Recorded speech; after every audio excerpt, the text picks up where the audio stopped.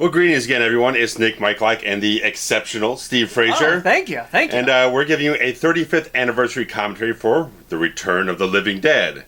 So, guys, whatever version you might have, if you have the Scream Factory one, you might want to turn on the original audio track, which is default, but we'll get into that a little later on. But I was going to ask why, but I'm glad you're going to explain. We'll get into that once we hit play. But anyway, guys, so get your subtitles turned on, timestamp over the 0 so we can sync up with the countdown, and get going. So in 3, 2, 1, play. Oh, all true. All true. Real names, real people. Okay, so you already know right off the bat that it's tongue-in-cheek and everything is for fun. Yes. And here's a very specific date and time, which I don't remember if it actually means anything. It's probably just meant to be like, okay, this is real, so it's like, this is exactly when it happened. Timestamp it, right. Yeah. Clue. A wonderful clue. I got a clue story, actually. I'll figure out what a good time we'll wait till he slips back into the film. Right, yeah, well, I got a clue story. We got our guy, Thom. Thom, baby. Thom Mathews. There's quite a few Friday the 13th links in this film. We'll get into them. Caustic soda over there on the right. Make sure you don't touch that. This is this set is like so hilarious to me. Like they threw it together in 10 minutes. A for adult. It makes so much sense. Oh man, what a smart guy, Thom. What's on his shirt there? It says "Domo arigato," which is a old phrase I'm familiar with. Mr. Roboto. That's right. It does not say Mr. Roboto no, underneath. Sadly not. Sadly, yeah. Which would have been fairly topical because that stick wasn't far off from when that hit. Yeah, the Styx record was in '83, and this came out in '85. Yeah. So, oh yeah, don't be stingy. On the popcorn. It just has popcorn written on the box, handwritten. Everything in this set is like so janky, like. So you just slap things. It's a workplace where they just slap random things around. That's right. Like...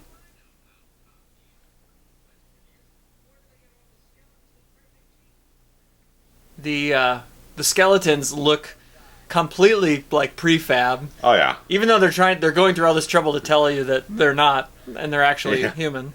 Yeah. A skeleton farm in India. All plastic. Yeah. I mean, look at these things. Yeah. Those don't look real at all. No.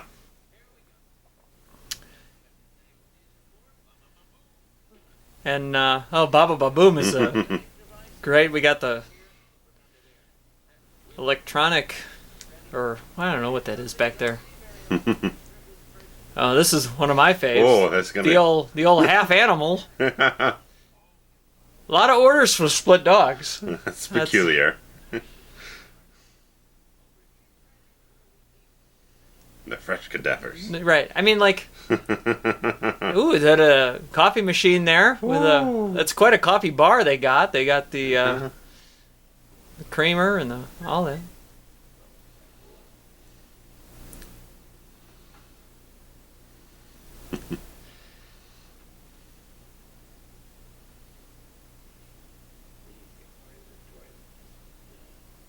Actual this at this point looks kind of real. Yeah. Because that might be a real person there. I don't know if that's a cast or not.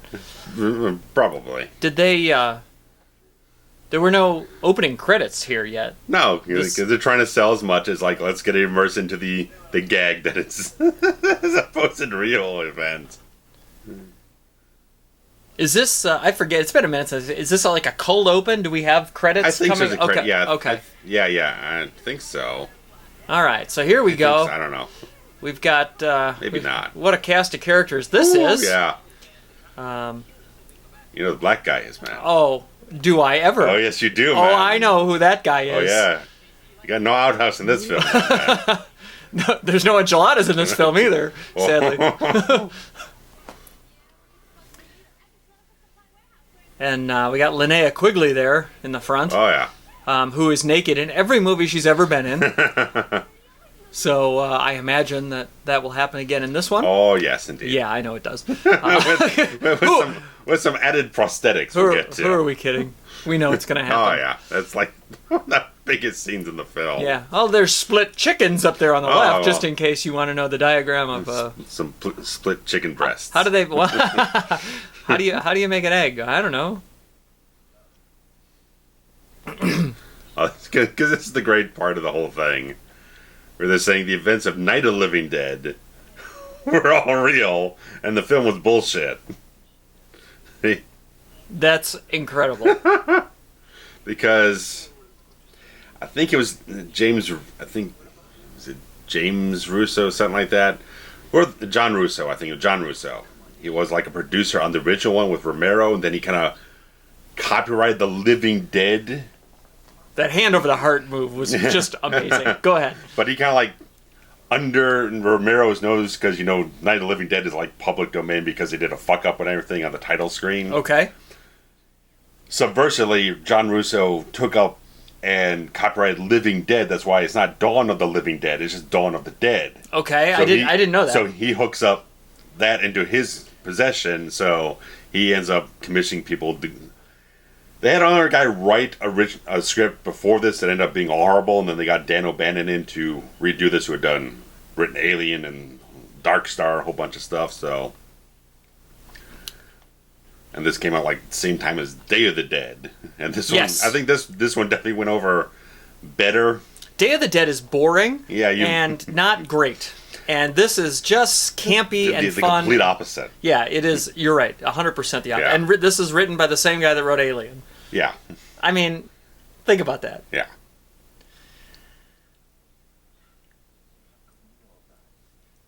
This guy's... James Cameron?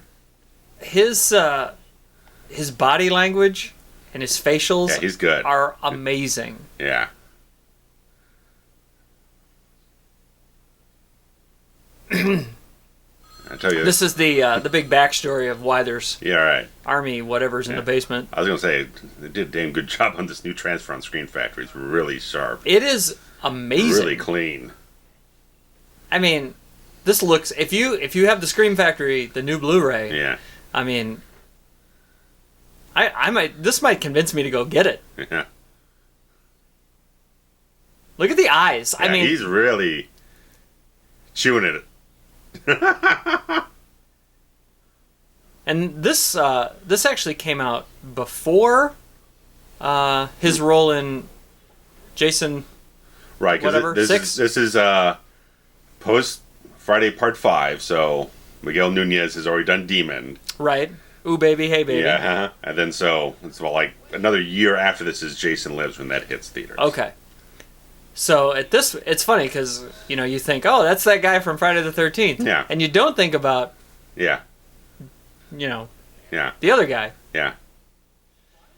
But the other guy was the only one who was in a Jason movie at this point. Yes. Well, maybe not the only one. Yeah. I feel like there's somebody else too, isn't there? Well, I don't think there's someone else who's directly into it, but there's a tie-in that we'll get to when the character shows up. Okay. It's sort of like a 6 Degrees Kevin Bacon situation bit. Look at that. Mm-hmm. Oh, that's what he said. We said it at the same time.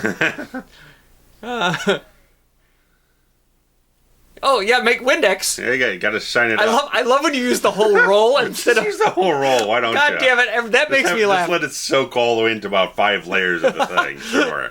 That is a gag that gets me every time. Not so much here, but just in... Oh. You blew a gasket there. Full. Oh, here we go. Yeah, okay. It's a nice little... That's a good... Close at 10 minutes there. 9-minute long cold open. But you gotta set it up. It's kind of hard to just throw out the title Return to the Living Dead before you kind of set up the precursor of the zombies. Putting that title card over this is amazing. Yes. Clue gets top billing. Don Calfa, who I met. Okay. Thom, Miguel Nüñez. Linnea. Let's see. John Philbin, who would be in Point Break a few years later. Okay. I mean, it's so campy and just hilarious. Like, this movie does not take itself seriously from the jump. Yeah. Stanzy Stokes. That's a original name. That is. Mr. and Mrs. Stokes. Yeah. Gordon. Like, this is fun, right? I don't know how exactly that stuff got into this particular room. Oh, it's the vent up top. Oh, I see. Yes. Yes.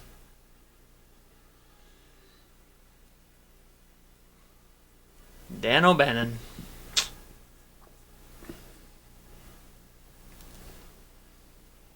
Even directed by. I guess I didn't realize that. Yes, indeed. Yeah, there was apparently a lot of tension, a lot of conflicts with him as a director. He was much more kind of like a beat by beat. This is exactly what I want to have you do. Don't have any room for anyone to kind of just flexibility in how you want to do the scene or something like that. He was just very, very rigid, and he got in a lot of conflicts here and there.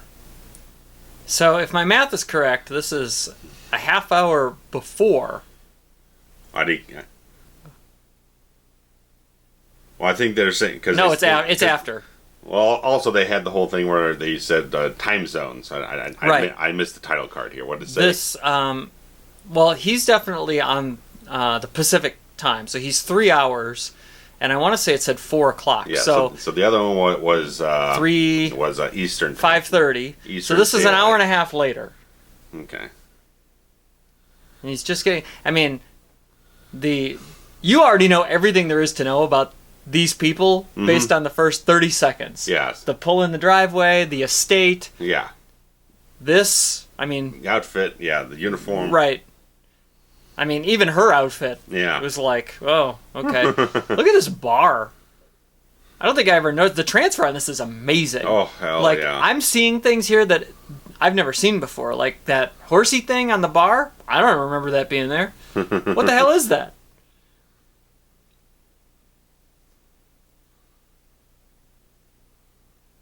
And it's kind of funny that it's almost as if the entire, like, setup that he has in his house is predicated on finding all that shit that's in the, so it's one of those convenient, like, oh, wait, we found him. Okay.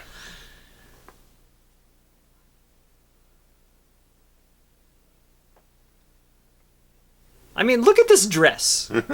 She dresses like this to welcome her husband home. To just be in the house. In the house, right? She's got her pearl necklace on. That's like going out to a ball gala or something, And it's like... Right. I mean, shit, I'm in my pajamas.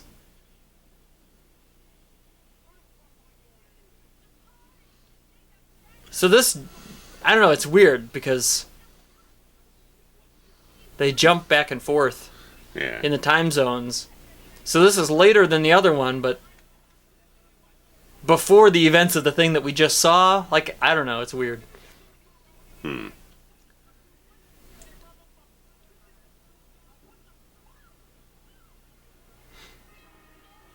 Beautiful Los Angeles in the background that they're masquerading as like Louisville or something, yeah. Is the name of the Unita? Unita Medical Supply? Oh my God. That's tremendous.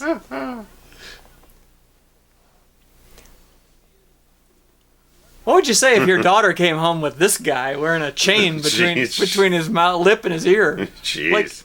Like what a prop that is. The old Resurrection Cemetery, which is a facade, I believe, that they built in front of. I'm sure they did. That's not an actual cemetery right there. We have a Resurrection Cemetery around here. Yeah, we do. I mean... A little ways away, but... Look at Quigley, like... just how sexual can she be? Yeah, just... And some of these hairstyles, too, like... Yeah, this is very punk rockish horror comedy. But then you've got my guy with the boombox who looks like he might do some cocaine on the side. Bright lights, big titties or something. You got it.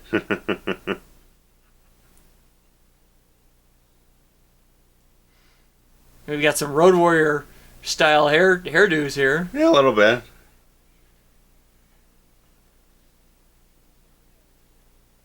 Names like Scuzz. There we go. Yeah. But yeah, why I mentioned the original audio track is that apparently, I think like the first VHS and like the Laserdisc have the original audio with all the original soundtrack, all the music. Okay. Because after like DVD and stuff like that, they lost some of the rights to some of the songs in the film.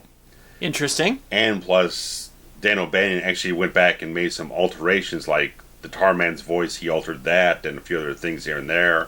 So the original audio track for Scream Factory, there's only one track they could not get clearance for, but everything else they reinstated and put back the way it was. Do you know what it was? What the track was? I think it's called like Dead Can't Dance or something like that from The Damned.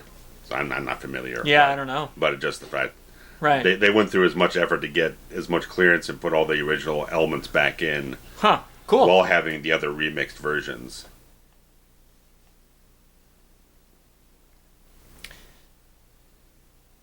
So a couple hours have gone by here. No. Ooh. They've been unconscious for hours in the basement, and whatever that gas was has now done its thing up here.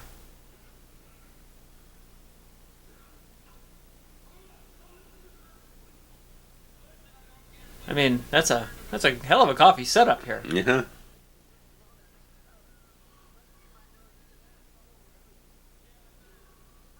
I mean, this acting is great. It's so great. Oh yeah, let's put some Lysol on it.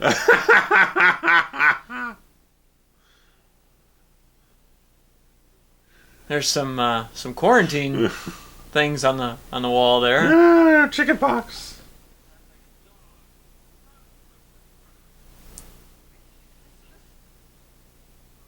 Sounds like a dog. Look at the eye makeup on him. Oh. And what do we have here? Half a dog. Oh, jeez. Just creepy. Like, that's amazing. Oh, jeez. Do we know who did the effects on this? No one that we're familiar with. They had one guy, I think it was like Bill Munn or whatnot. I think that was his name.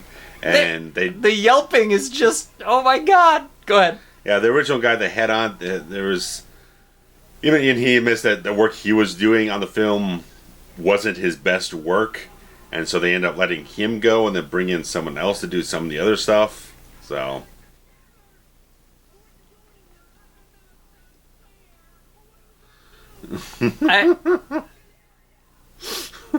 lock it in. The butterflies are alive. I mean, touch. This is cool. Yeah. I mean, yeah, production design's hot here, man. I mean, the juxtaposition of the really shitty stuff, on the thrown on the shelves. The eye chart says Bert is a slave driver. Yeah. And a son of a bitch who cheap son of a bitch. Cheap son of a bitch who's got... Get your arm out of the way, Thom. Oh, God. A bald... Oh, man. Damn it. Darn it. This is a fun little touch. We can't pause it. We would have paused it. I was like, I gotta start reading this thing real quick here. The composure. I mean, this guy needs it. Oh, man, he's too good. This guy needs an Oscar.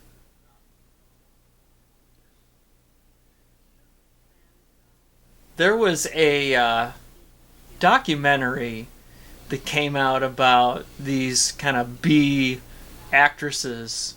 Okay. That were in a lot of these, stupid horror movies, and she was one of the main. Like, she was the most famous, B actress. Okay.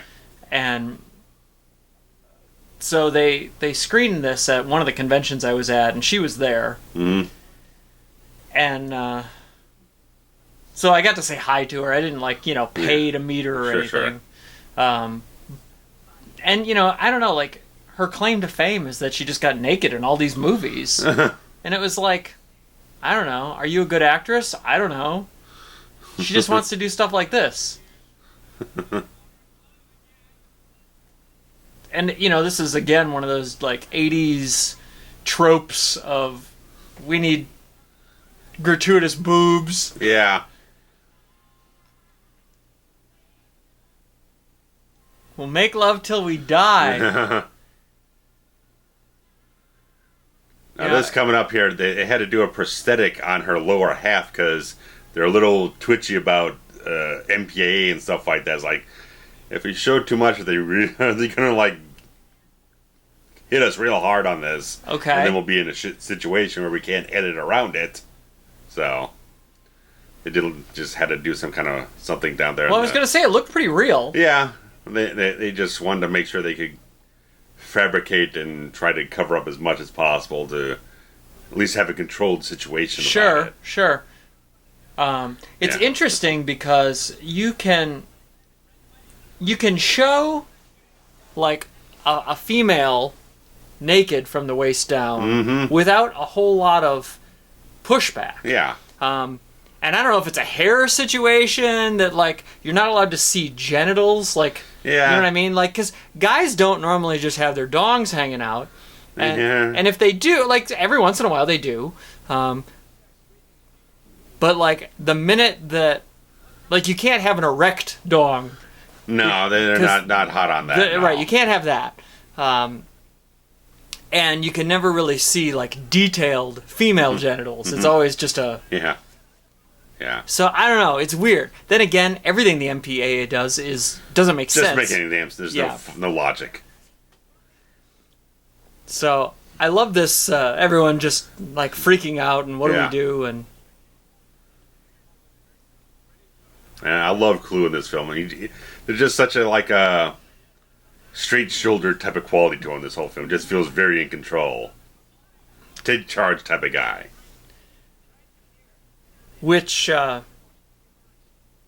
is slightly different than his character in Nightmare on Elm Street.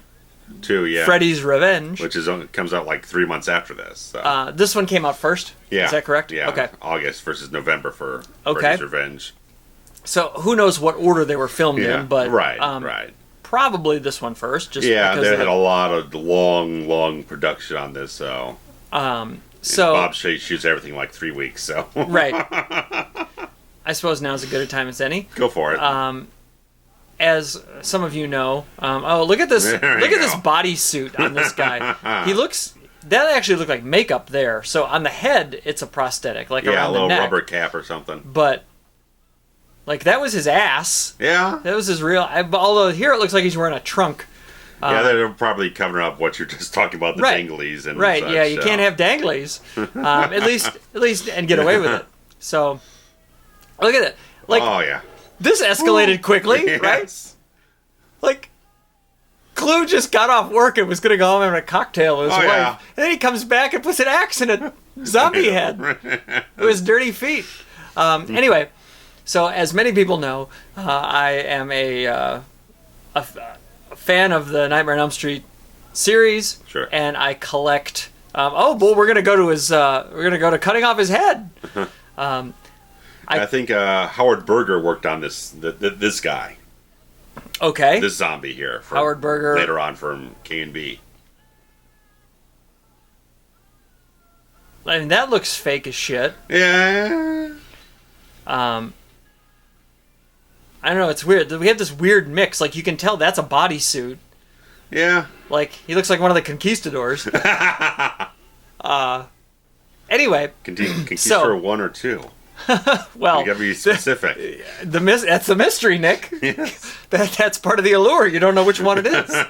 But as you're getting to. So, I collect autographs from people that have been in all of the Nightmare films. I've probably got 22 or 23 right now as we sit.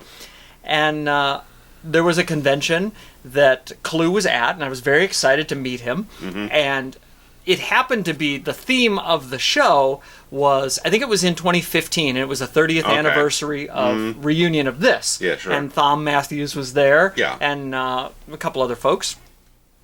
And so I get in line and to meet Clue, and as it turns out, it was his birthday on the day of the convention. Woo. And I don't remember how old he was turning. It might have been like 80 or 90, or he might have, I don't know. He was old. Oh, yeah, he's probably close to it was latter end of 40s in this film, I'd imagine. So maybe about 70. I think I don't remember, but it was a big one. Yeah. And we found out, I think we were there on the Saturday, and we found out that it was his birthday. So I led off with, "Happy birthday," and Clue says to me, "You got $1?" And I was like, okay, this is going to go well, right? And you know, he's kind of old and frail, and but you know, he's having a good time with everybody. Sure. And so I unroll my Nightmare on Elm Street poster, and he takes a pen, an ink pen. Everybody else on the poster is signed with a Sharpie, and Clue has a blue ink pen. Because they don't terribly come off with the gloss coating on those posters. Right. He's got an ink pen, and he starts drawing a picture, which other people had done. Robert Englund drew a picture of Freddy, like in the middle. Yeah. Ronnie Blakely also drew a picture of herself because she's a fucking psycho. I'm sure if you just flipped it over, she would have just drawn everything on the back end of her. So just goofy. Self-portrait. Just don't take her picture because she has security. Oh my god, batons and shit. Yeah, I don't know. Anyway, tasers. So Clue is like, oh, there's pictures on here. I'm gonna doodle. So Clue starts drawing this stick figure. Right? And he's drawing the stick figure, and it's a man, and he's got like a hat on and like a cigar or a smoke. I don't know. I don't remember the exact picture off the top of my head. And he signs it, Clue, Gulager, Return of the Living Dead. What the fuck, asshole? God damn it. And so then I have my $1 back. His hand, well, I didn't give him the $1. I gave him, like, he was just panhandling for money. The autograph was probably $20 at the time. And so his handler, his assistant, kind of gives him the elbow and is like, this is a Nightmare on Elm Street poster. So he does he was genuinely, I think, sorry. So then he takes a little pen, right, and he draws a thought bubble above the stick. So he's drawn his character. He's sucking up room for about 3 other signatures. It's fine. I'm loving every minute of it because this is an experience, and I'm still talking about it today. And so he draws a thought bubble above his character. He drew a caricature of himself in this movie, and then drew a thought bubble that said, "I like my movie better than Freddy's." Well, I can't argue. And I was like, at first I thought, you've ruined my poster. But then I thought, no, you didn't. Because, I mean, you've given me a story. And, oh my lord, Don Calfa just pulled a gun on him.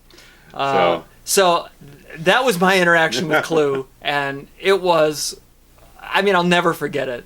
Yeah. So here's our roundabout link to another Friday film.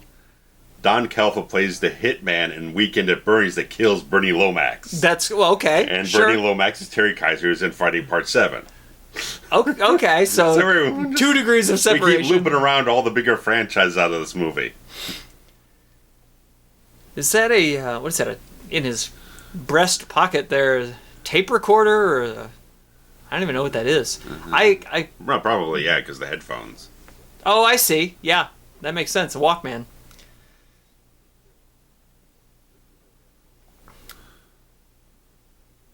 Why is there a towel over this man's genitals? Well, probably for the reasons we discussed. But I'm saying logically, from the point of view of the mortician, does he want modesty? I mean, he's there by himself. Maybe he just doesn't want to look at the twig and berries. I don't know. But look at the makeup on this dead guy. Yeah. Nice job holding his breath, too. Well, they may have done one of those casts where they... Maybe. But remember the gag between these two guys? Their names? Is it Bert and Ernie? Yes. Oh, it's fabulous. Which, it's crazy. So, have you heard... members only there, man. He's rocking it. It's good, too. Have you heard the theory about Bert and Ernie being named after the characters in It's a Wonderful Life? I'm not familiar. Oh, okay. I've seen the film once. I've also only seen it once. Hashtag overrated. Send your hate tweets to @ElginFilmGuy. It's a Wonderful Life, overrated. But there is a... there's like a cop and a bartender or something. Okay. And it's in that, toward the end when he's all, losing his shit over Sure. The alternate universe or whatever. And he yells out something about Bert and Ernie. Okay. And to the two characters, the cop and the whatever. Yeah. And rumor has it that the Muppets were named after those two. And then these two were named after those two. I like this better. Yeah.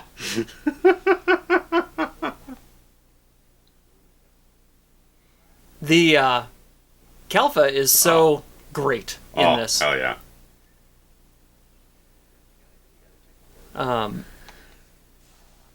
It's a great little setup, too.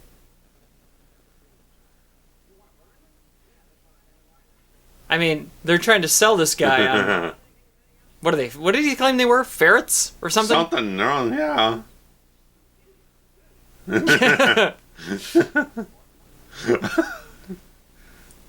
I like that he's just got a gun. He's got a gun. Like, does your local mortician have a gun just waiting there? I mean, probably not. Oh, he's got a holster for the gun. In his tracksuit? Is that what it is? The pants definitely match the jacket. Yeah. And why is there all this blood on his apron? Oh, I mean, from the embalming around here. The embalming process. I mean, has he murdered people with that gun before? Is that? What's the insinuation here? Oh, weasels. That's it. Not ferrets. Weasels. Excuse me.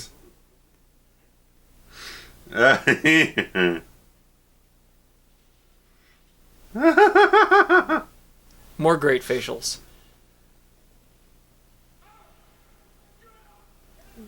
And I never really cared for the fact that the skin on this thing was like green, like the Incredible Hulk.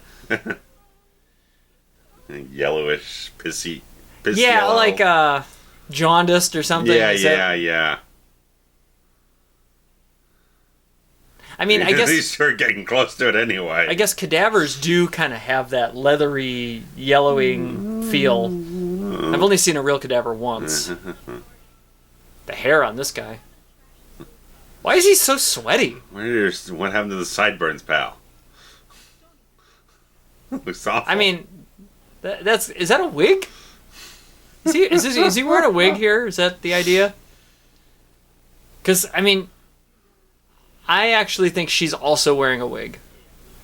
And I never thought that in my life until I saw this in HD right now.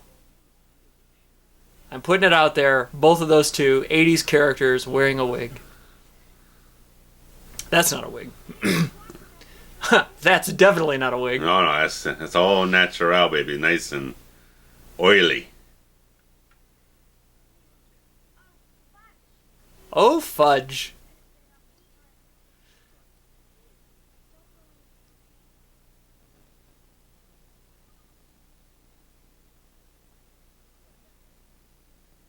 Where's she going to get Freddy at the...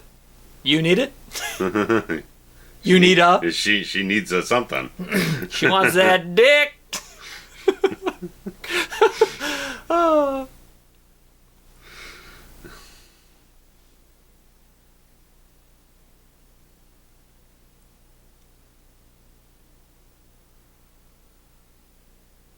It's a nice little set they have here. Yeah. There is a... I think it's on this disc. There's a Horror's Hallowed Grounds Yeah, and apparently a lot of the places don't exist anymore. Right. It's kind of like, oh, this used to be here, and that used to be there, and Right. And, you know, I mean, a lot of this stuff was shot at the studio. yeah, Like on sets. Yeah. So, I don't know. It's interesting. It's only like 10 minutes long as opposed to the, sure. you know, there's some of the other more ones that- elaborate ones, right. yeah, like a fog or something. Right. Halloween even, you know, is a half Yeah. hour long.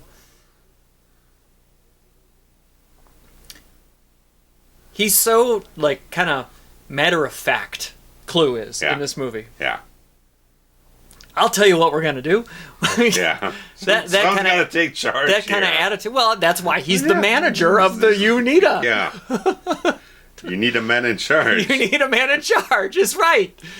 You need a man called Clue.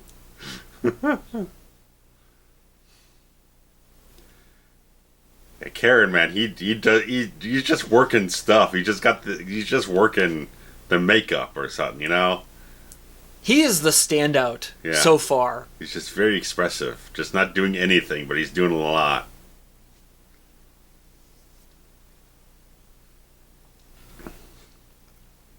Now you have shorts.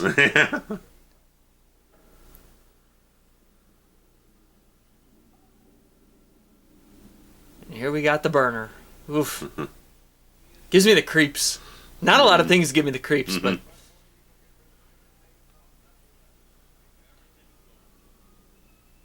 the this crematorium, that's creepy. Nah.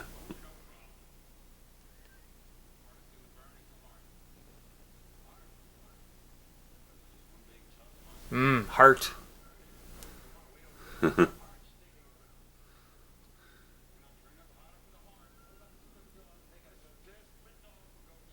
Split dogs will go too. There's a sentence I bet you didn't think you were going to say when you woke up this morning. The bags moving around is Oh yeah. it's a fun little trick. I don't know, you know, I mean, just simple mechanics in there, I'm sure, but Yeah, a little radio controlled something or another. you know, even just some animatronic whatevers.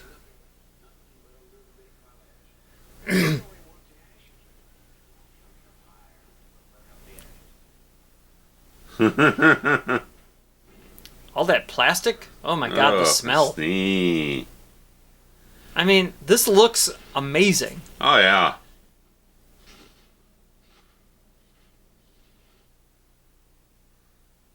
And what does that do? It takes all that chemical and shoots it right out into wherever they're supposed to be, Louisville or... That looks like way more gas than was even in the original tank. Yeah. Who am I to make comments, though? You know, whatever. Like, it's already so ridiculous that it's so fun. Yeah. It's, you know, it's not a bad ridiculous. Yeah. Like, there are, you know, oh, I see the rain, and now the chemical goes into the ground. Yes. Oh, my lord.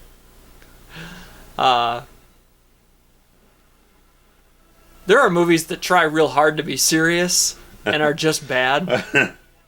And We've covered a few of them. we have. Maybe not serious, but they take themselves seriously in a way that, Right. you know, they're trying to present a horror film. Yeah. And this is like, you know what? Let's just go have fun for a couple hours. Sure. The handwritten contents on the boxes just kills me.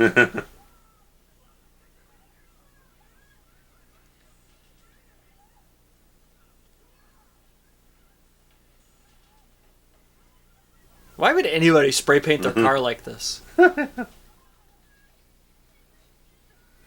Like, I always kind of assumed that it was a choice on their part, not like their car had been graffitied, you know? Right. Yeah. Ooh, baby.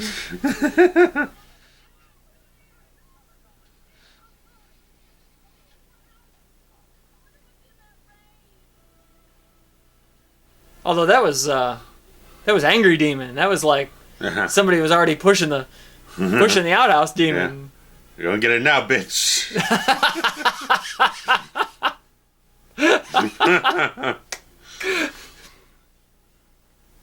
Oh, I just watched that scene yesterday. it's so good. This scene, this image is amazing. Like, it's so ridiculous, but it's fun. Creates some kind of sense. So now, the gas came. Let's just recap. A little bit of gas came out of the chamber, went through Unita's air vents. Unita's next door. Right, but I'm saying that's where it started. Right. Yeah. Okay, yeah, we're going all the way. Chronologically, there was a little bit of gas in the tank that dispersed itself through the entire Unita. Yeah. Then, the little bit that was on that cadaver went into the air via the... Yes. Like one cadaver's worth of gas, chemical, went into the air, into the rain, into the soil. All right. Now that we're up to speed, the pocket protector remains untouched. Blue pen, red pen, pencil, marker. It's perfect. You got everything you need. Everything you need. Man, the makeup on Thom looks great too. Yeah.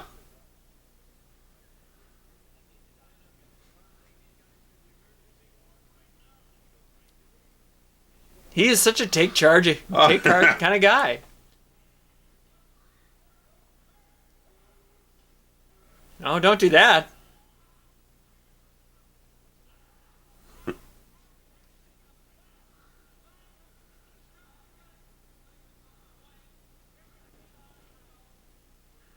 And Calfa wants them to stay here. His one pant leg. Oh my god, it's so good. And his holster. I mean...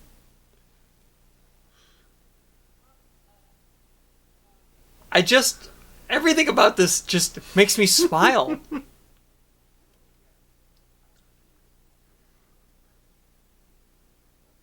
And his ability to go from serious to goofy. Yeah. And then back to serious. Oh, yeah. He's sadly since passed away. Oh, he has? Yeah. Okay. And my best friend and I got to meet him at a convention. It was the very first horror convention we ever went to together. It was in Cincinnati in 2009. And he was there, and we didn't actually pay to go up to his table, but he was out in the kind of a lobby area, common area where they were serving food. Okay. Similar to a setup that you're familiar with at our local convention here, Sure. where just out in the middle they have some food concession vendors. Area. Yeah, and so he's kind of just walking around out there, looking at the food. So my friend Randy and I went up to him, and Randy was asking him questions about this and just kind of whatever. And it was, I think we shook hands, and it was like, "Hey, nice to meet you, sir." Yeah. And didn't ask him for autographs or anything. It was it was a casual environment. And then we were in Cincinnati, right? And I'm not sure how familiar you are with the culinary aspects of Cincinnati, but there are two very famous fast food chili restaurants. Okay. In the Cincinnati area. Mm-hmm. So that's kind of what they're known for. I don't know why, but they're known. So he is trying to get his way out of this conversation with us, and he says, I don't know if Randy asked him if he was looking for the bathroom or something, and he's like, "I got to get some goddamn chili." So Don Calfa was on his way to find some Skyline while we were making our way around the convention. She's got a great 80s look about her.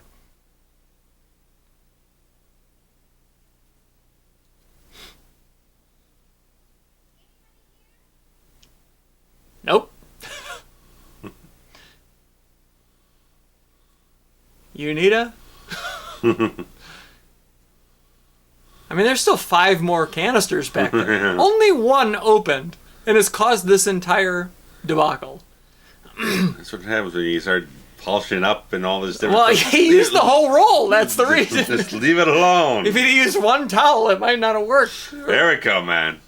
Look at that, whatever they call Oh, beautiful. that. Oh, God, And that's fabulous. I like that he... oh, that's nice. that's I like such that. a good gag. And notice Linnea Quigley is like Just- going out of her way to make sure that her tits are on screen. Well, if you're going to get poured with cold water all day long, you might as well get them in shot. And this guy is affectionately known as Tar Man, is that correct? And look at the body language, wonderful. I assume that that's just a person in a costume. They has an actor, not a stuntman for it, so they had someone who knew That makes sense. more performance wise than anything else. Right. As opposed to all the stuntmen that are cast as Jason Voorhees or Michael Myers that don't know how to act. Sure, yeah.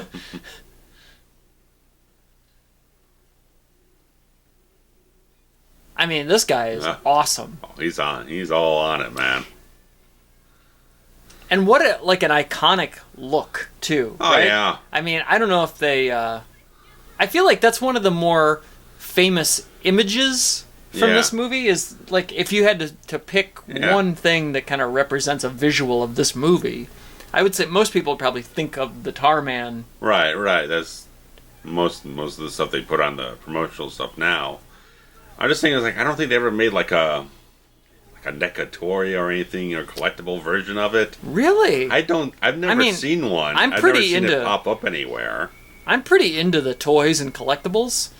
I have many of them all over my house. Oh, look at that. And there goes some brains. Oh.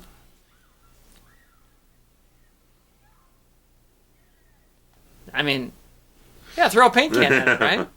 Why not? I like that his hip, his pelvis is like sticking out of his thigh.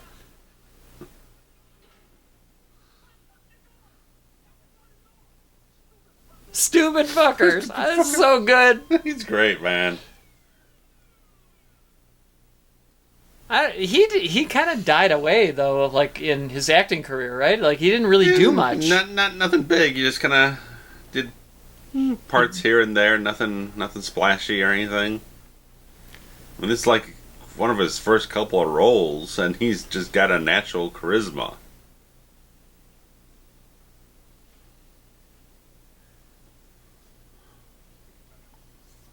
They Oof. Eating them Cheetos. They've done a good job in the makeup department here by look at that old school thermometer box. Ooh, that was like when we used to go to the hospital as a kid or the doctor's office. Yeah. I mean that giant ass thing with the like plunger guy that shot the tip, the throwaway tip off the end. Oh yeah. Jeez, man. I think what it did was it housed all of the coverings, those plastic, the condom that goes on the end there. Sure. And so, like, the big box had all those, so you, like, plunge it in to load one, and then you shove it in your mouth, and then you stuck the little, like, pop gun that kicked it off into the trash. That's a lot more economical. I never really using these darn things. I haven't thought about this. I haven't thought about those in forever. Neither. Anyways, I was getting to, they've done a great job of every time that there's a new scene, the makeup gets more. Yeah. It changes. Yeah. To make them more dead. Severe. Yeah.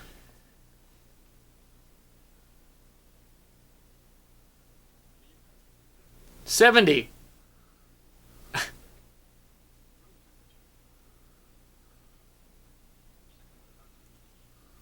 There's a green coffee can back there. It's probably decaf. That's no good. Yeah. Nobody wants decaf.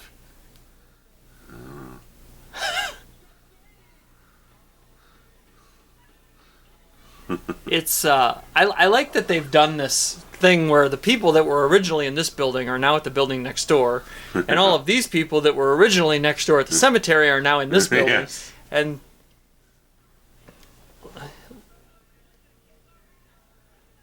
And also interesting, what they have not done. Like, so here we have the classic group of Yeah. victims, right? Yes. That go across all, casting stereotypes. Sure. You got your nerd and your punk guy and whatever, your whore. So typically in these movies, they all kind of split off and have their own little storyline. Yeah. And in this, they're a unit. Yeah. Like they all go everywhere together. Right. Which I think is interesting. Like, had that really been done before? And there's Willie.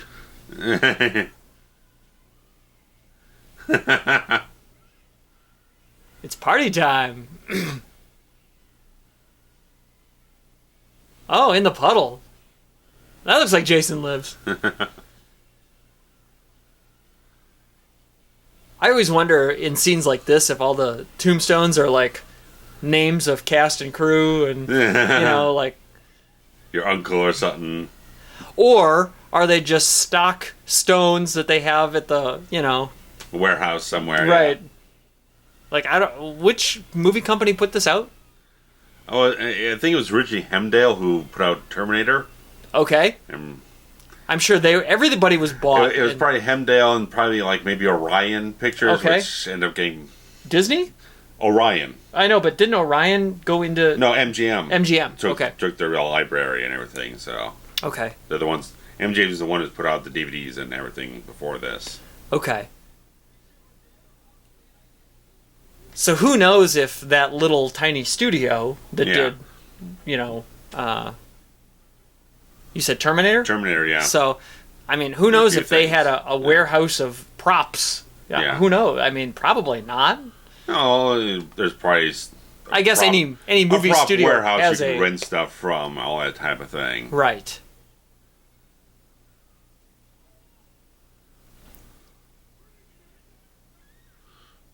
What if they're already dead? Dun dun dun.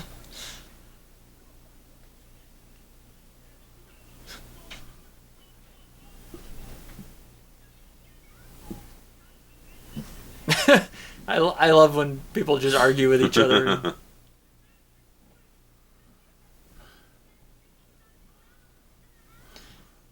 His facials are so good. Yeah.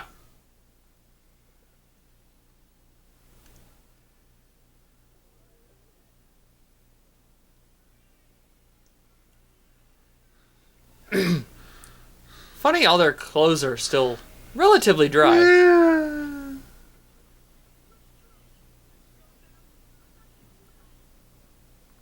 I forgot that Linnea Quigley's name is Trash. Again, let's see. Should we give her a serious name? No. Her character's Trash. Let's just call her Trash. Scuzz and Spider and Trash and everything. They're punk rock nicknames. It's great.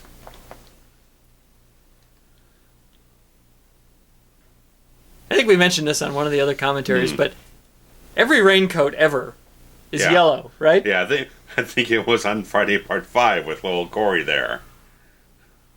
Probably. And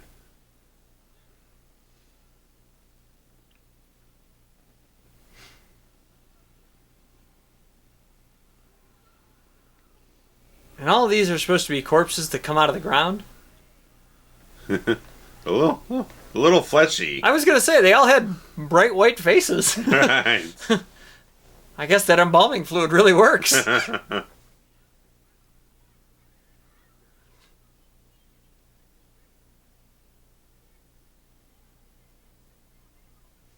I mean, even the work they've done to make these guys look dirty and,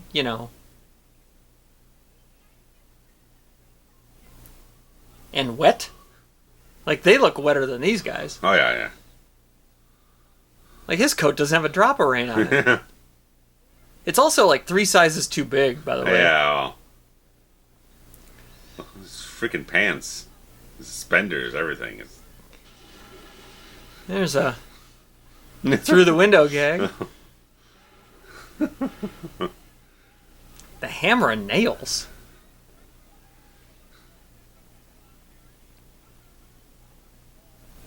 So the solution is run away.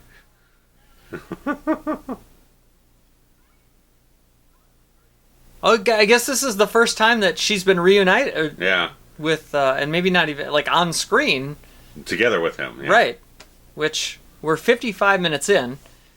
By the way, they haven't gone back to the general, the army guy. Yeah, no. They just... And I feel like... An early setup for the thing, I guess. You gotta set it up some point. Right, I wish that they had... And there's no really purpose to cut back to him now, because there's no integration of the story of what the character would do at this point in time. Well, if you recall, though, the time frame, if my math is correct... Oh, look at that. That's awesome. Oh. It's like a half person. It's a midget. Yeah. Oh, yeah. Skylo Low coming after him. I think at this point in the story, where we are here is about the time where that guy would have been getting home. Well, they specifically put off the time zone, so I think that was a different time zone they were showing him in. Right, but it said like 4 or 5 p.m., which means that it would have been 7 or 8 p.m. where these guys are. We'll see when it goes back. Because he's in California. Right. And they're in the East. So there's 3 hours difference.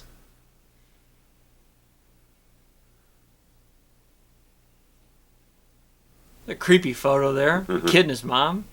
Ugh.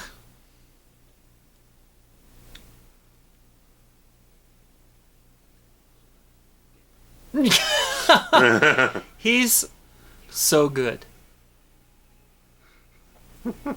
Linnea Quigley was actually also, when I saw those arms coming through the door there, it reminded me of the end of Nightmare on Elm Street 4, The Dream Master. Yeah. And she was one of those souls in the Freddy body, pushing her tits through the latex. You got it. Oh, we need some tits. Any Quigley around? Well, last we saw, she was wearing a shirt.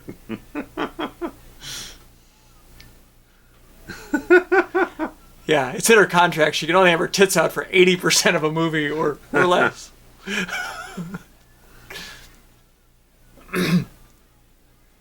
I mean,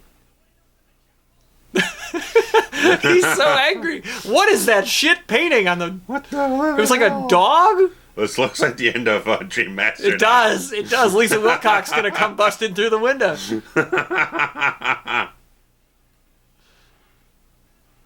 And this came out a couple years before. Oh, yeah. Now we know where Rennie Harlan got all his ideas. Hey, you gotta steal them from somewhere, man.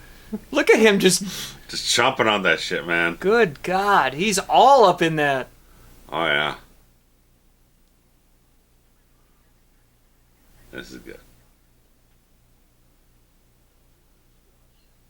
That voice. So good. Send more paramedics.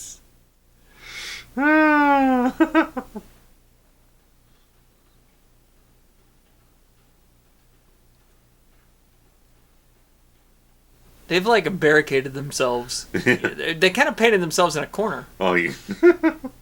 And even that line is so good. Like everything is a joke, which is so good.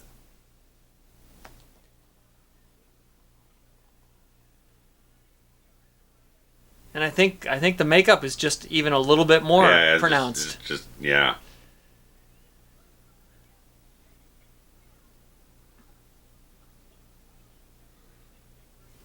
Dick brain? Is that what he said? I didn't read it. I just heard it.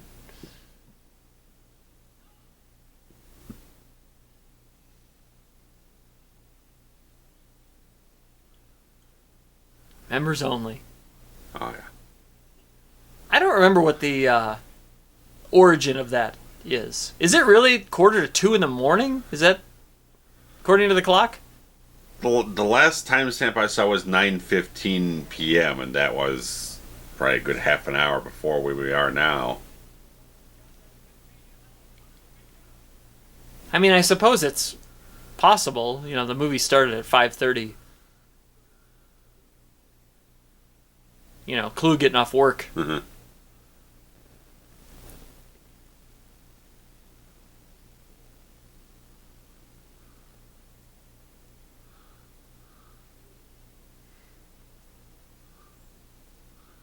I mean, they're telling us a fun little story here. He's going through rigor mortis. Mm-hmm. Oh. I mean, he's got like a green and purple face. Ooh. It's called lividity, where the blood pools. Yeah. Like the sound effects. Really the crackling. Nice touch. Yeah.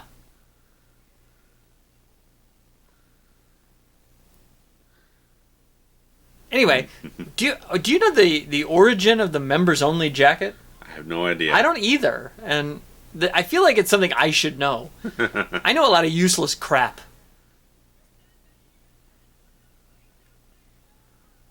There was some bad looping on that guy's part, I think. God, that mullet on Demon there. Oh, yeah, man. Jerry curl. Soul glow. Soul glow. Ooh, baby. Hey, baby. Send more paramedics. Also wearing yellow rain slickers. I mean, this guy's just got his brains hanging out on the floor over here. Oh, and here comes a swarm. I mean, and look at these.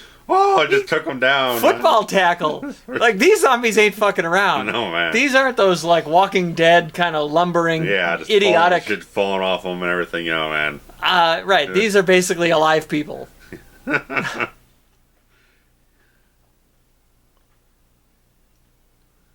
Wonder how many of those are stiff shots and like that. Well, there goes an arm. All those reactions are like, oh man. I mean, granted, those are all probably like rubber hammers and stuff, but that's a good. Oh, the zombie is stronger than him with no muscles. With no muscles. Oh, it's a girl. She bit his face.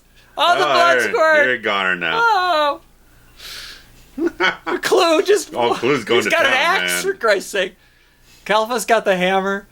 Oh, you can see the strings. Oh, it's so bad. Oh. I don't know if that's just a hair or something. But no, there were two. Oh, that's a shame. That Blu-ray. It's too good. Because that was definitely, it was darker in the VHS. Yeah. There's no zero definition. Right. Low def.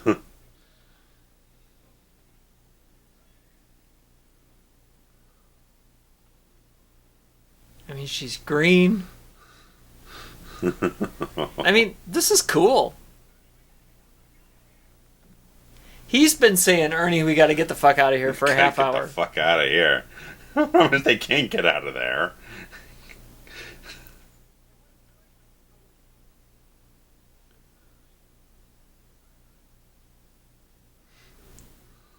This is one of those where you just have the head coming up from underneath. I think it's all just animatronic. Because they got all the other stuff twitching around. You can see underneath there.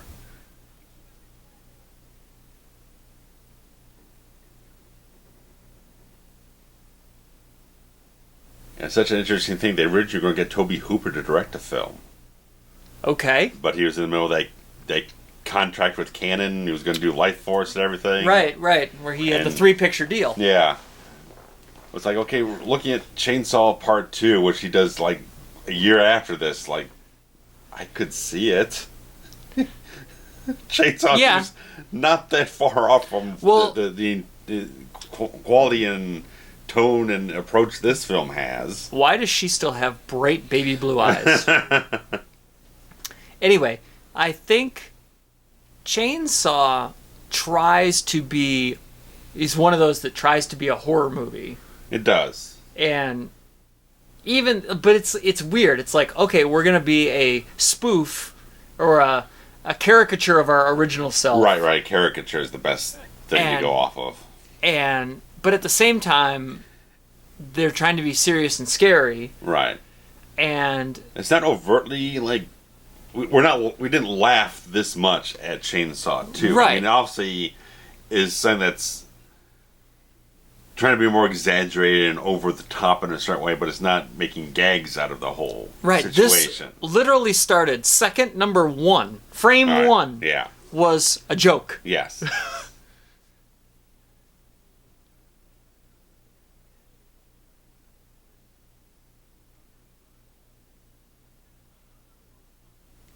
And burning the last one is what caused all this mess. Yeah.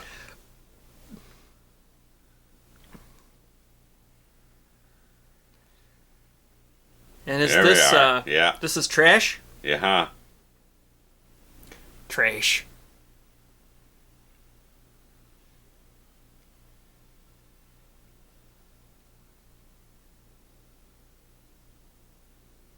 Again, we have some of those like lingering shots that aren't on her nude body. They're Oh.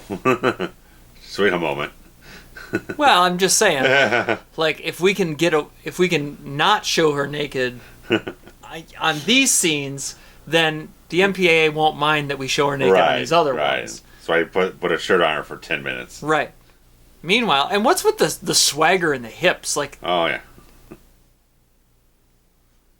oh, maybe it does look prosthetic down there, like Yeah. like it's a merkin or something. Yeah. Don't ask me how I know that merkin is the word for a prosthetic pube rug.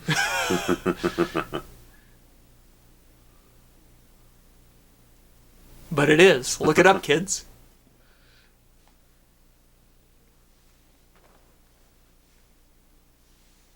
Speaking of rugs, I'm telling you, I don't know about him so much, but I'm thinking hers is. I think he just styled badly.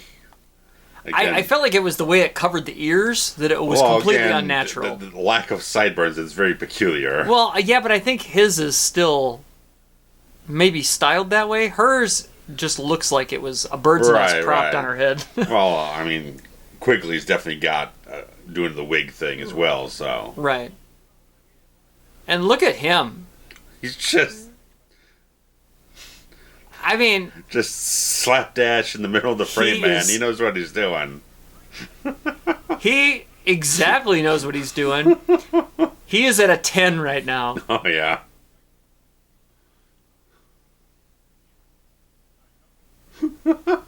And Ernie here is just Calfa. Oh. He's like, you don't know whether to take him seriously or is he a bumbling idiot or is he a mastermind? You know what I mean? Like, Yeah. it really could go either way.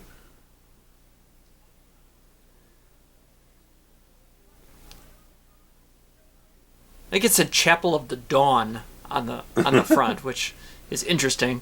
I actually didn't know that piece of trivia about the name, the Living Dead phraseology. Yeah. Mm-hmm. I mean, you know, when you really kind of put it in perspective, Dawn of the Living Dead doesn't sound very good. No, it's a little long, a little. Yeah, it's long in the tooth. Yeah. Day of the Living Dead is, I don't know, it's... Yeah, just like Day of the Dead, Dawn of the Dead just has a rhythm to it. Right.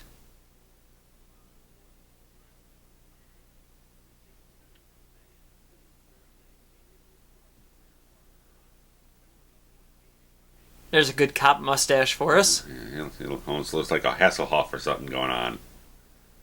Hasselhoff didn't have a mustache. There's something about him looks kind of sort of merged Hasselhoff and Selleck together or something. He's a very 80s character. Yeah. Kind of looks like a Sheen.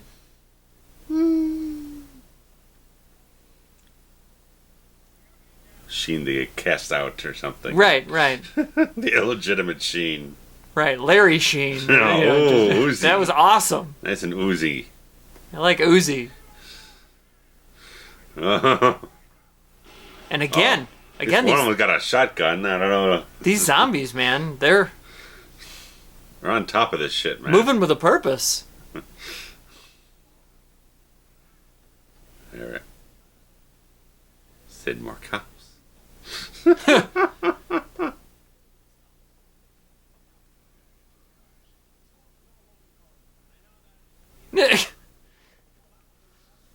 everybody's idea is just get out of here. Yeah. Why does he have 3 cans of Barbasol on a... Barbasol. Right, yeah. Barbasol. Yeah, you got it. And nitric acid. And...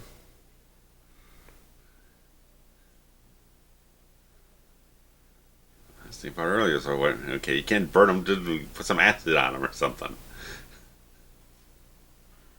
Just don't be in the same room at the same time. Where do you even get a jar of nitric acid like that? Oh, I know. Karen, man. You get it at Unita, next door. Well, whatever you need, Leo gets. It's like Leo gets. What you need, Leo gets. Get it? Yes. Mathews, definitely. Oh, yeah. This is a much better acting performance than... Yeah, I mean, Jason Lives is like a good movie. Yeah. That's a horror movie that takes itself seriously and pays itself off. Yeah. As legit. Yeah. Well, he's got a lot more. Uh-oh. I like the slow-mo. That was good. Go ahead. Yeah, Mathews, he's just got a lot more to stretch around here. As Jarvis, he's a lot more just straight, cut and dry type of thing. It's like it's just a standard hero role. Right. Yeah, I mean, I don't know, look at him swinging that thing, man. It's like at the parakeet or something. Jesse! What he needs is a methadone clinic. Where does that come from? Oh, it's like the Joker. Two-Face. He's gonna come up half purple. He's gonna turn to a black man now. There you go. Look at this! I can't get over this painting there. Can we get another shot?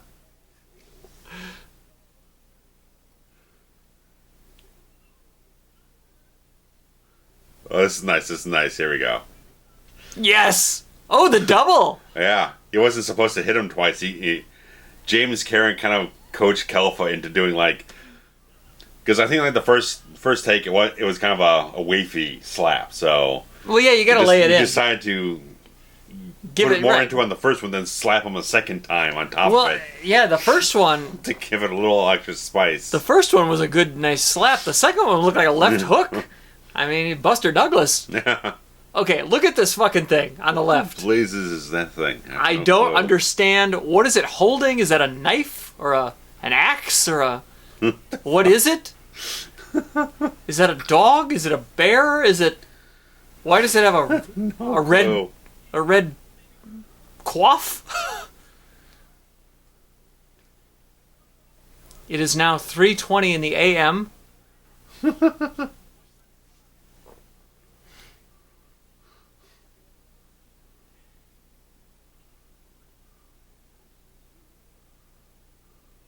And what happened when the big, like the bookshelf or something fell on his foot? I think so. Oh, there we go. Da na na na na na na na na.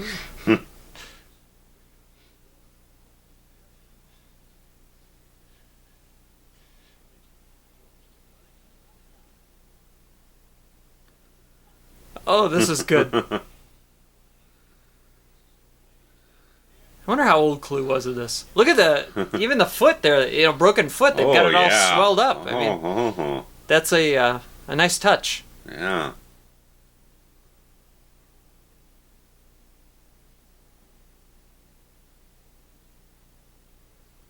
The makeup on him too. Oh, yeah. Like everybody just gets sweatier and more, I don't know, flush. And he just gets dirty. I mean... Yeah, well, Clue Gulager was born in 1928. Wow, 1928, okay. He looks good for almost 60 here. Yeah, and I want to say... Let's see. Oh, yeah, so when you met him, he was at least 80. Ooh. Yeah. I don't remember the exact year that I met him. It may have been 2018. I don't know if it was that late. Because I want to say it was like a major birthday, like the year he turned 80 or something. And he's still with us, right? Yes, indeed. He's 91. 91. So maybe it was like his 85th birthday or something. I don't know. I don't remember. But, sweet guy. 91? Almost 92. Mm-hmm.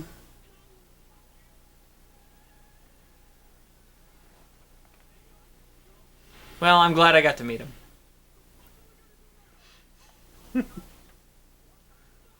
I mean, that's a great shot. It's Thriller. Yeah, we went from one Michael Jackson it looks exactly imagery like to it. the other one.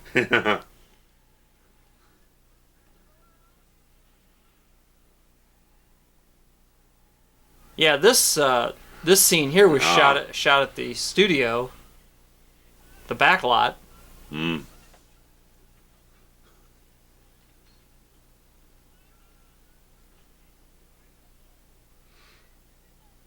Dead. Undead. Oh, well, okay. Well done. Well done. Oh.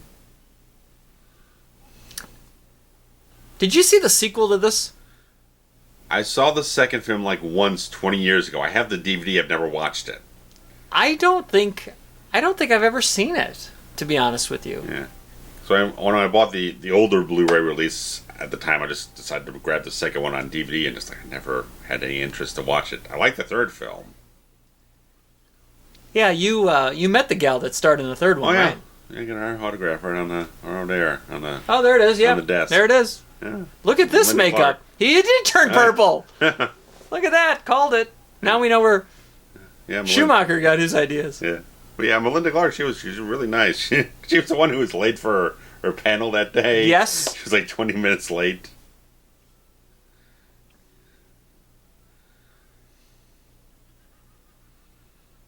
Good touch.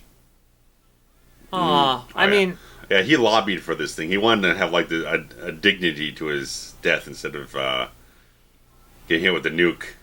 He wanted to have a little something for himself, so he persuaded O'Bannon into improvising a little something for him. I mean, That's a lot of that. it's a lot of Wow. wherewithal. Yeah, no kidding. Oh. And that flame was on the whole time. I mean, he wouldn't have been able to pull out the Well, tray. Yeah.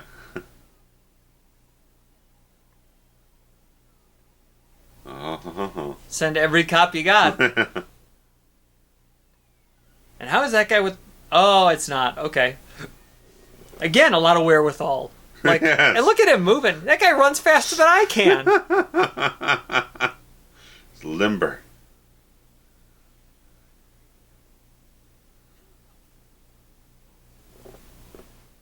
So, that box back there has rubber gloves. Yes. Handwritten, of course. Yes.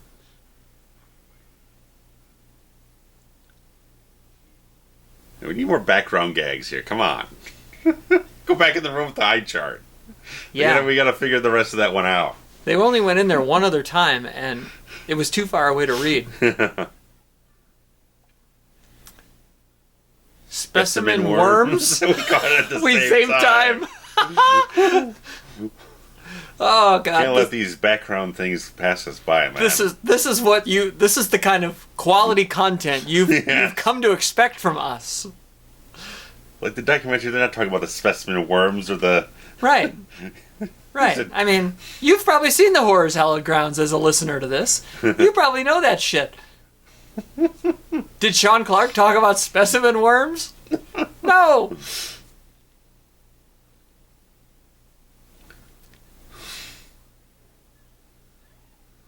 So, again, they've just barricaded themselves in the attic, and there's the Zeus logo on the Zeus. on the.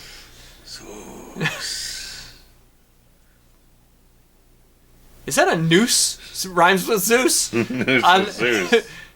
Hanging from the ceiling of the attic. Oh, the gun. It's a what kind of gun is that? That's a I think it's a German gun. yeah, like a Ruger or a.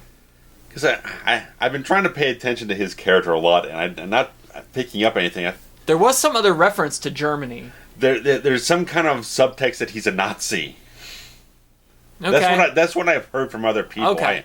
I haven't picked it up yet. Because there was that scene where he was like looking out the window and he said something about Germany. Okay. Reminds him of something Germany. And there was that, Tarman's back. Oh, yeah. Floppy. The eyes. Oh, look at that, man. There he goes. Oh, Louisville Slugger. I mean, I guess, he was... Maybe there was a line when I was telling my Clue story and it was Calfa's first scene. Yeah. I guess the implication could be that he was one of those, like, Nazi scientists. Yeah, maybe. But you'd think a movie like this would just come out and say it. Yeah. But I don't know, maybe not. Maybe it was still too taboo at the time. Like, it's never really been cool to, like, play on. Yeah. It's more interesting to play it as subtext. It's like, if you pick it up, it's like, no, that's kind of strange. Well, right, I mean... Something like that, Screenwriters often, and I'm sure you know this, go painstakingly to create a background for a character. Oh, yeah. Like, the screenwriter has to know the life story of the character, even if that life story is not portrayed on the screen. Right. Just so that there's some sort of frame of reference about... how they react to situations, how their history informs how they act in the story. Right. So maybe that was a case where, O'Bannon said, well, we're going to have this be a Nazi scientist guy. And this is complete theory that we're talking about right now. We have no basis in this. Yeah. But, it's plausible. There she is again with her merkin and her titties, and her wig. And yeah. It's plausible that that's the backstory he created. Yeah. But we don't know. We don't know. Like a black Thor there. Yeah, man, go for it. He's got the muscles. He's got... Oh, man, don't call the number. And now, if I'm remembering back correctly, where again I was talking, they never called the number originally because they didn't want to get in trouble? I guess so. Sweep it under the rug.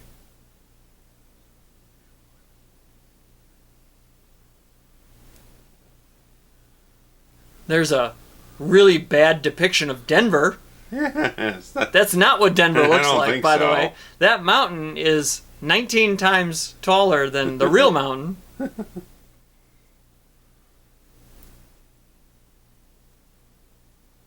So, look at this bed headboard. It's like Willy Wonka's wallpaper. Embroidered initials on your PJs. Come on. Well, they're rich. Well. I would own an embroidered monogram pajama long before I would ever own that headboard. Oh.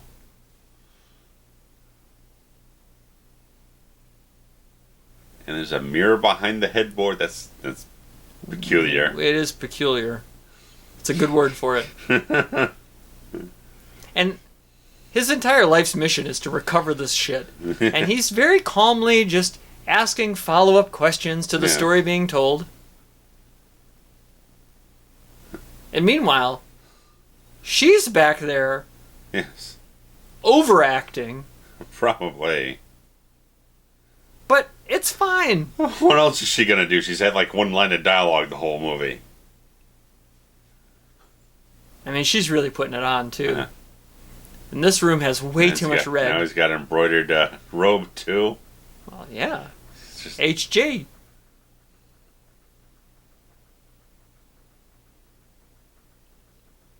Notice the map there right behind his little printout, and it has that white dot on it. That white dot looks suspiciously like Louisville, which is where... It's built in the white dot just for that one little area of the country. There's no other dots on there. Right. And that white dot happens to be Where the Easter eggs have been the entire time. See, that's what I told you people this is where it was going to be. You didn't believe me. I built a whole goddamn machine here to pinpoint where I told you it was going to be. Louisville, Kentucky, where the white dot is on my map and has been. Told you someday I'm going to nuke this city. That's no damn good. We nuked this city. Okay. No? It's a terrible song. No, it is not. You shut your dirty mouth. Starship, Knee Deep in the Hoopla album, also came out in 1985. Around this time. God damn it, I love that record. It's this chair he's got going on. Jeez. Freaking Starship Enterprise. Millennium Falcon or something going on behind him. T. Jefferson. That's a miniature.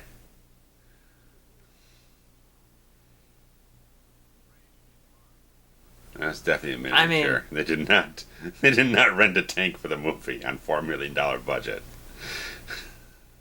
It looks pretty good though. It looks alright. I can see a little something. Well, that does not look good. That's a little stop motion-y. That's a real jerky. Yeah, it is jerky. Mm-hmm. How did he hear that? Hey, listen. Where was that coming from? Is daylight there? Exactly. When did it? Why is that a still shot then? That's another miniature. This is supposed to be artsy. That's also a miniature background. The front might be actual photo, but oh, never mind. It's all okay. Well, I guess it's all. Would have been nice if they shown Break of Dawn in there. Just went from night to day. Right. And here we have like B-roll news footage. And the rain is taking care of the. Oh my god. And then it just cycles back around. Everything cycles. What's old is new again. This is the same foot that it dripped on last time, by the way. That's all the same footage. By the way, that drop down the earth shot. And there's the cemetery that this claustrophobic. Yeah, this. What is nowhere to this? bury anyone. Oh, that's the same Willie. Yeah, That's the same. Yeah. But it's, you know what? I don't care. Right? It's like, who cares?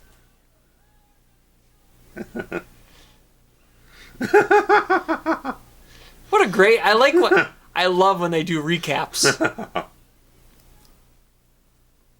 And the end credits are a clip show. Yeah. Yellow Cadaver is that official. And Tarman Alan Troutman. That name sounds familiar. Half Lady Corpse, played by Cherry Davis. Like Colonel Troutman from First Blood. Maybe that's what I'm thinking of. Colonel Troutman. Old Krenna, man. Star of the first three. Oh, she's really grabbing him by the cock there. Did you see that? She's getting her money's worth. That tongue is very well modern pink. And John Penny's second assistant film editor, he writes the screenplay for third film. Oh, okay. For Brian News for Usna. I mean, I guess you kind of go with what you know, right? Yeah. You bring on some old cast members, and I mean, Christ, Rachel Talalay worked her way up from the first film to the sixth film to being nobody, getting a coffee to directing and writing. She co-wrote, I think. Yeah. So, but I mean, talking about bringing back cast members in the second Living Dead film, they bring back Thom Mathews and James Karen. Why? Not as the same characters, but they're almost like half aware that all this stuff has happened to them before. Oh, really? A lot of people don't. The second film is it's much more of a deeper cult favorite because a lot of people don't view it as well as this film or even the third film in a certain way. I've never seen the third one, and I don't think I've ever seen the second one, honestly. If I have, it was only once, and a long, long time ago. Yeah, like I said, I saw it once on VHS like 20 years ago. So, this is one of those movies that is just so ridiculous and so fun that, like, you completely suspend disbelief, I think, the entire time. They set up the tone of everything very, very quickly. Well, yeah, frame one, like we said. You're not given any time to get into a false expectation or anything like that. They know what they're going for right out the gate. Eyes Without a Face, performed by the Flesh Eaters.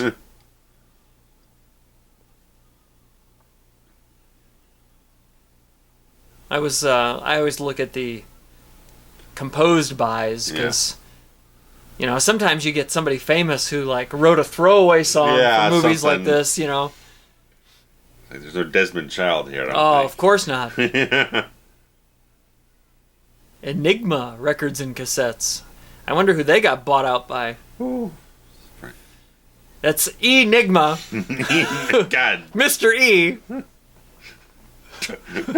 Took him an hour and 40 minutes to figure that out. It took longer to that than it did this entire movie. Yes. The runtime of this, we're currently at an hour 30. Almost an hour 31. Oh, that was fun. Oh, yeah. That was fun. Well, leave us some comments. I know we love all the interaction and the discussion on the YouTube channel. Yes.